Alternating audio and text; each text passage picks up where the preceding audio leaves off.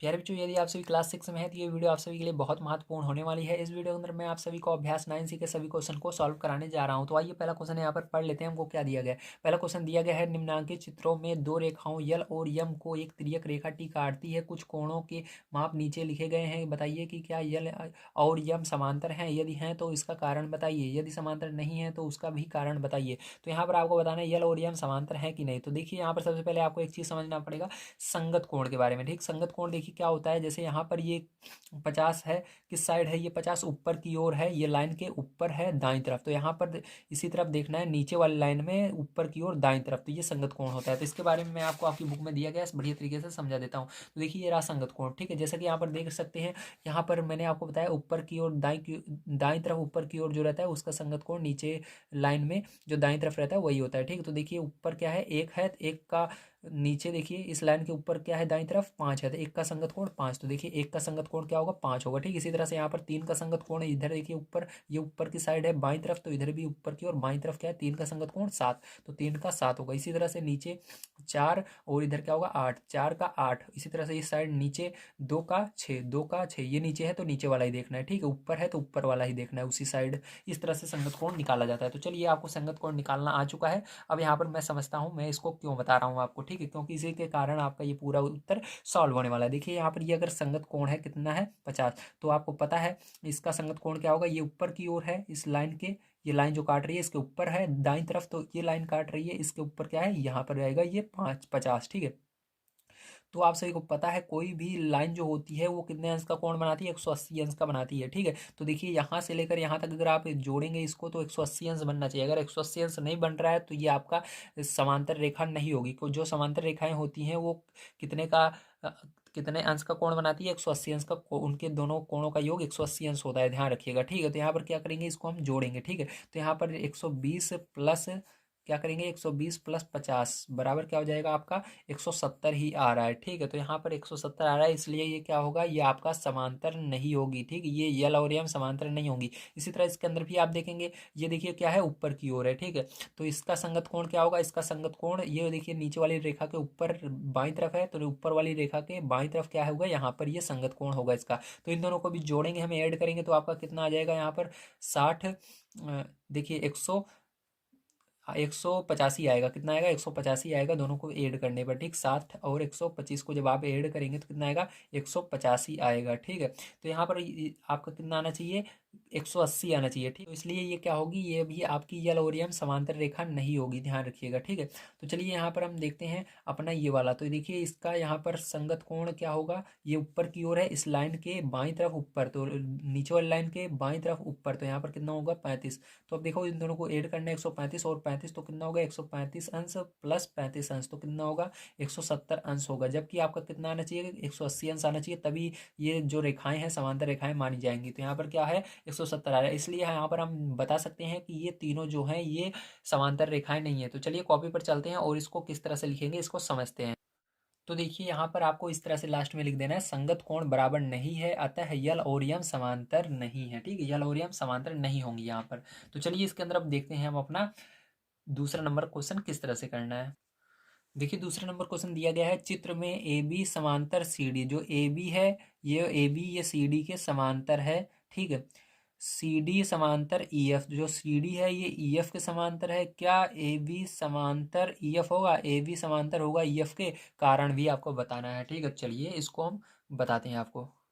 तो देखिए यहाँ पर आपको कोण भी दिया गया है, यहाँ पर तीनों कोण बराबर हैं। तो जैसा कि आप सभी जानते हैं ये क्या है, संगत कोण है। मैंने आपको यहाँ पर संगत कोण बता दिया था, जैसे ये ऊपर है तो उसके ऊपर नीचे भी देखेंगे।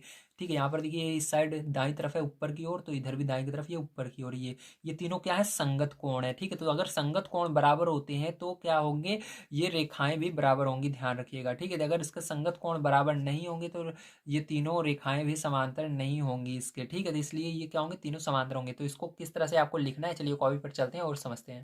देखिए यहाँ पर ए बी आपका समांतर है सी डी के, क्यों है, क्योंकि इसके अंदर कोण एक बराबर कोण दो दोनों क्या है, संगत कोण है। मैंने अभी आपको दिखाया था। ठीक है, तो यहाँ पर आगे लिख देंगे संगत कोण, इसलिए क्या होंगे, ये दोनों बराबर होंगे। ठीक है, ए बी बराबर ए बी समांतर होगा सी डी के। ठीक है, क्योंकि कोण एक जो है और कोण दो जो है वो दोनों क्या है, समांतर हैं। ठीक है, या बराबर हैं आप कह सकते हैं।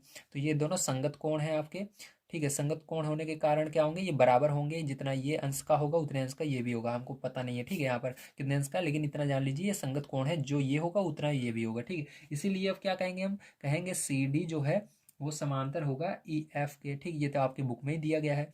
अब क्यों होगा, क्योंकि यहाँ पर जो कोण इसका 2 है वो कोण 3 के संगत है, ठीक है। ये संगत कोण है, यहाँ पर भी है ना, तो यहाँ पर संगत कोण है, ठीक। तो ये भी बराबर होंगे, ठीक है।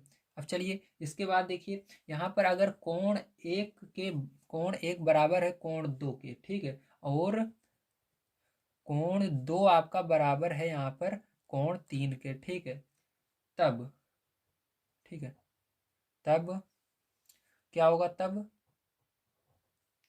तब आपका जो कोण एक है वो बराबर होगा किसके, क्योंकि यहाँ पर आप क्या करेंगे, कोण एक बराबर है कोण दो के, तो कोण दो बराबर है 3 के, तो सीधी सी बात है, आप क्या करेंगे यहाँ पर लिख सकते हैं कोण एक जो होगा 3 के बराबर होगा। क्यों होगा, क्योंकि यहाँ पर देखिए अगर ये इसके बराबर है तो आप क्या कर सकते हैं, 2 की जगह 1 भी तो लिख सकते हैं, ठीक है। जैसे मान लीजिए जैसे मैं आपको एग्जाम्पल दूँ, ठीक है, मान लीजिए ये दोनों काली नीली पेन है, ठीक है, तो मान लीजिए आपने माना ये दोनों, इसके अंदर भले ये काली दिख रही है लेकिन इसके अंदर जो स्याही है वो नीले ही रंग की है, ठीक है, नीले रंग की है। तो क्या करेंगे आप, चाहे तो नीले पेन से लिख रहे हैं, ये खत्म हो जाती है तो आप इस काली पेन से लिख सकते हैं। क्यों लिखेंगे, भले ये बाहर से काली दिख रही है इसके अंदर नीली ही है। इसी प्रकार से यहाँ पर क्या है, ये भले एक दिख रहा है लेकिन ये 2 के बराबर है, मतलब एक ही चीज़ दोनों है, ठीक है। तो इसकी जगह 2 की जगह आप एक भी लिख सकते हो, इसलिए हम क्या करेंगे यहाँ पर लिखेंगे कोण एक जो है बराबर होगा कोण 3 के, ठीक है।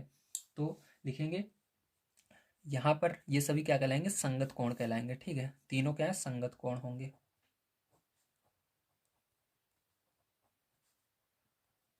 ये सभी संगत भी कोण है इसलिए भी हो गया, ठीक है। अतः यहाँ पर हम लिखेंगे लास्ट में, अतः ए बी समांतर ई एफ, ए बी किसके समांतर होगा, ई एफ के समांतर होगा, ओके। तो चलिए इसके बाद तीसरा नंबर क्वेश्चन प्यारे हम पढ़ते हैं और उसको सॉल्व करते हैं। तो तीसरा नंबर क्वेश्चन देखिए प्यारे आप सभी को दिया गया चित्र में कोण एक और कोण दो समान है। कोण एक जो है ये कोण दो समान है क्योंकि ये क्या है, आपके संगत कोण है, ठीक है। कारण बताइए जिससे ये सिद्ध हो सके कि यल समांतर यम, यल और यम समांतर होंगे, ठीक है। तो आपको बताना है, तो अगर आपको पहले ही दे दिया गया यल कोण एक कोण दो समांतर हैं, ठीक है, ध्यान रखिएगा, कोण एक कोण दो समांतर आ रहे हैं आपके, ठीक है। तो सीधी सी बात है, यहाँ पर ये आपका सिद्ध हो जाता है कि ये क्या होंगी, ये रेखाएं जो हैं आपकी डायरेक्ट आपकी ये क्या होंगी, समांतर होंगी, ठीक है, समांतर रेखाएं हैं। तो चलिए अब देखिए इसके लिए आपको क्या करना है, क्या स्टेटमेंट लिखनी है, इसको भी समझ लीजिए। तो देखिए यहाँ पर आपको लिखना होगा कोण एक बराबर कोण दो क्या है, संगत कोण है, मैंने आपको बता दिया, ठीक है। तो लिखना है संगत कोण।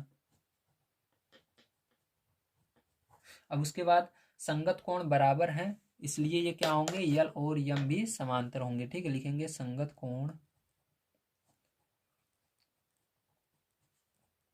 बराबर हैं अतः यल समांतर यम, ठीक है। तो ये हो गया आपका ये चैप्टर समाप्त। उम्मीद है आप सबको सारी चीज़ें समझ में आ गई होंगी, ठीक है। इसके अंदर मैंने आप सभी को सारी चीज़ें बढ़िया तरीके से समझाने की कोशिश की है। अगर जो भी चीज़ समझ में ना आई हो प्लीज़ उसे कमेंट करके बताइएगा। वैसे तो आप सभी को सारी चीज़ें समझ में आ ही गई होंगी। चलिए मिलते हैं कल की वीडियो में। वीडियो देखने के लिए धन्यवाद। आप सभी का दिन शुभ हो। Thank you very much.